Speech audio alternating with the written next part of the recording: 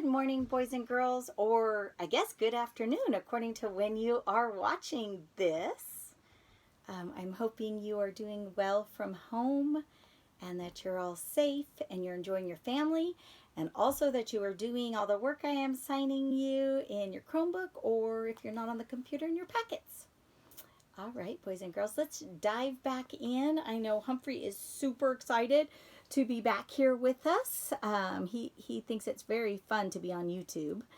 And we are reading the next chapter called Chapter 8, The Worst Class in the World. And it's from the book we've been reading in school, School Days According to Humphrey. And you can also read the book along with me in Mayan in your Clever, on your Clever page in the computer. By the way, the chapter says the worst class in the world. You guys are not. I miss you so much. You're one of my best classes in the world, and I miss how big and wonderful your hearts and how caring you were and how sweet you were. I was on the edge Monday morning before the first bell rang. Hurry Up Harry had promised to be on time every day. If he did, I'd be going home with him for the weekend. But I wasn't sure if his mom was dropping him off late would count, since that wasn't really his fault. Joey always came to class and visited me before the bell rang so he could hear me giggle. On Monday, he was watching me spin on my wheel when Phoebe came and stood next to him. He's just like the hamster I used to have, Joey said. I wish I had a hamster, Phoebe said. My grandma says a pet would be too much work for me right now. But I asked her if I could bring Humphrey home one weekend. I thought she'd say no, but she said yes. Phoebe looked so thrilled. I was thrilled too. Slow down, Simon, Mrs. Brisbane called out as Simon dashed into the room, followed by Rollin' Rosie and Helpful Holly. One by one, the students made their way to their tables until every place was filled, except for one. Aye, boys and girls, I bet you know whose spot is empty. The hands of the clock inched towards the time of the final bell. Og, do you think Harry will make it? I squeaked. Boing, boing, Og replied in a way that made me think he wasn't sure. But just as the bell rang, Harry rushed into the room and headed straight to his chair. I made it, didn't I? He asked Mrs. Brisbane breathlessly. Yes, and I'm glad, Mrs. Brisbane answered with a smile. But maybe tomorrow you could get here just a few seconds earlier? Harry nodded and looked over at my cage. I'm no mind reader, but I was pretty sure I knew what he was thinking. Maybe, just maybe, he was going to get to take me home on Friday. Last week, I noticed that Mrs. Brisbane spent most of her time learning about these strange students, hearing about their lives, listening to them read, sharing ideas. But this week, she went back to the routine I remembered from last year in room 26, teaching reading, social studies, math, science. Boys and girls, I'm going to take a stop here and do a self-to-book connection. I am very similar to Mrs. Brisbane as a teacher because I also take the first week of school to get to know my students. And as you recall, back in August, with your paper bag project, we got to know all the students in our class. I also got to hear you read and know your reading level so I could challenge you more and get you to take AR tests. And then, of course, that second week, we got right back to the subjects and right into the learning. All right, back to Humphrey and room 26. While the strange students seemed quite bright, I was surprised to find out that I knew a lot more than they did about these subjects. At first, this was confusing to me, until I realized that I'd studied the exact same information last year. I felt unsqueakably smart. I was sure to get better scores on my vocabulary tests this year, which made me happy. Maybe, just maybe, this school year wouldn't be as bad as I first thought. But I changed my mind when two things happened right after morning recess. First, Mrs. Wright came in with the students and marched up to Mrs. Brisbane. "There are several problems with your class," she announced. "Why don't you discuss them with me later?" Mrs. Brisbane suggested. "Alone." "I think immediate action is necessary," Mrs. Wright said firmly.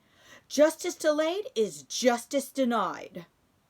Whoa, I didn't know what she meant, but it sounded serious.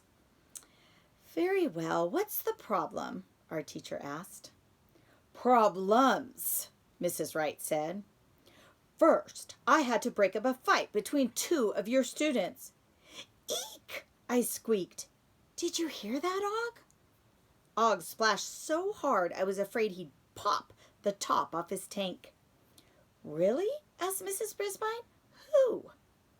She looked around the classroom and I scrambled up to the tippy, tippy, tippy, tippy, tippy top branch so I could take a look too. I didn't see anyone bruised or bleeding, which was a good thing. "Thomas," she said, pointing directly at Thomas T. True, "and that new boy, the tall one." Mrs. Brisbane looked surprised. "Paul Green?" "Yes," Mrs. Wright replied, folding her arms across her waist. "The tall boy, Paul. He had Thomas in a headlock." Mrs. Brisbane walked closer to Thomas's desk. "Is this true, Thomas?" No, ma'am," Thomas answered, glancing over at tall Paul. We didn't fight."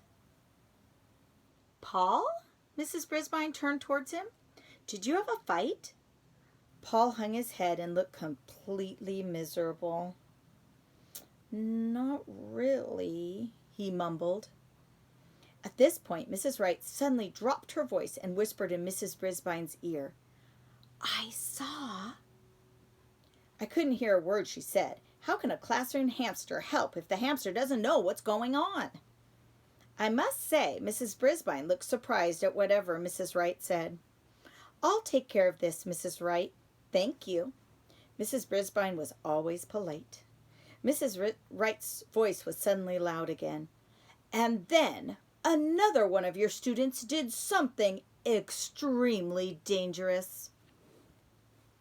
The way she said those words, "extremely dangerous," made my nose twitch. Mrs. Brisbane frowned. "Which student?" "Her." Mrs. Brisbane poked a long finger in the direction of Rosie Rodriguez. "She was not using her wheelchair properly." Suddenly, Holly leaped up from her chair. "I tried to stop her. I told her it was dangerous," she said. Rosie glanced at Holly. "It wasn't dangerous. I do it all the time," she said firmly. "I think we can work things out during the lunch break," Mrs. Brisbane said. She started walking towards the door. I'm pretty sure she was hoping Mrs. Wright would walk towards the door and right through it. "Thank you, Mrs. Wright." "I think I should be in that meeting," the PE teacher said. She backed towards the door. "And Principal Morales." I'll let you know," Mrs. Brisbane said. Mrs. Wright was gone. I almost cheered at the way Mrs. Brisbane took control, but I didn't feel like cheering. When I looked around at the classroom and the unhappy face of tall Paul, Thomas T. True, rolling Rosie, and helpful Holly, the other students all looked bewildered. Another word for confused, boys and girls. Perplexed, bewildered, puzzled. I probably looked bewildered too. On the first day of school, I'd been pretty sure this wasn't going to be the best class ever. Now I was beginning to think it was the worst class ever, and I was stuck in it. It seemed like a long, long, long time until lunch, and I think the other students had as much trouble concentrating on their spelling quiz as I did. Even though I'd learned the words last year, I got 3 answers wrong. When the bell rang for lunch, Mrs. Brisbane asked Rosie, Paul G., and Thomas to stay for a moment. "Shouldn't I stay with Rosie?" hopeful Holly asked. "That won't be necessary," Mrs. Brisbane told her. "Well, thank you for helping me, Humphrey, to turn the page." Holly looked very disappointed again. As soon as the classroom was clear, Mrs. Brisbane asked Rosie just what dangerous thing she'd done. "I popped a wheelie," she said, her eyes sparkling. "I learned to do it at camp. You need to learn to do it to go up and down curbs." Mrs. Brisbane nodded. I'd never seen her husband pop a wheelie in her wheelchair, his wheelchair, but maybe he had. "You just move the back wheels so the front wheels go up in the air like this?" Rosie started to demonstrate. "No need to show me," Mrs. Brisbane quickly said as she put her hand on Rosie's armrest. "I understand what it is, but it does seem a little dangerous." "Sure, if you don't know what you're doing," Rosie explained. "I practiced and practiced this summer. The camp counselors were always there to catch us if we tipped over. "That's good," Mrs. Brisbane said, "but there might not be anyone to catch you on the playground. Do me a favor, Rosie. Don't pop wheelies on the playground. You can do it at home if your parents say it's okay." Rosie looked disappointed. "Is that a deal?" Mrs. Brisbane asked. Rosie nodded. "Deal." "Now off to lunch," the teacher said. When Rolling Rosie was gone, Mrs. Brisbane turned towards the boys. "So tell me, what happened?" "We were just fooling around," Thomas said. "That Mrs. Wright, she's a busybody." I wasn't exactly sure what a busybody was. Perhaps it was a person with a whistle. "Mrs. Wright was just doing her job," Mrs. Brisbane said. "She said Paul lifted you up off the ground and you were yelling." "Thomas told me to," Paul burst out. His cheeks were flaming red. "He told you to grab him and pick him up off the ground?" Mrs. Brisbane asked. "Yes," Paul answered. Mrs. Brisbane pursed her lips. And tapped her foot on the ground. "Why did you do that, Thomas?" Thomas shrugged. "Just for fun, I guess." "Fun?" Mrs. Brisbane looked surprised. "Because he's always after me about being tall." Paul looked completely miserable. "He always wants me to do things. So he said, 'I bet you can't pick me up.' I didn't say anything, so he dared me. So I picked him up. That's it."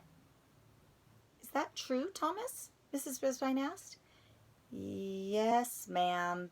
That's all it was," he said. Mrs. Brisbane turned to Paul. "Do you think it's a good idea to pick up people?" she asked. "I guess not," Paul answered. Next it was Thomas's turn. "Do you think it's a good idea to dare people?" she asked. "Maybe not," Thomas said.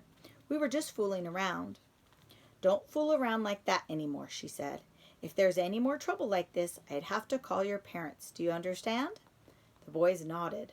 Then she made them shake hands, but she didn't send them to the principal's office. Whew! She sent Tall Paul off to lunch, but had Thomas T. True stay for a minute.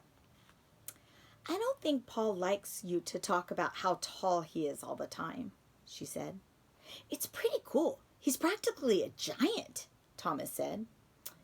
"Please don't exaggerate, Thomas. Paul's just tall for his age. Remember the rule about treating people the way we'd like to be treated?"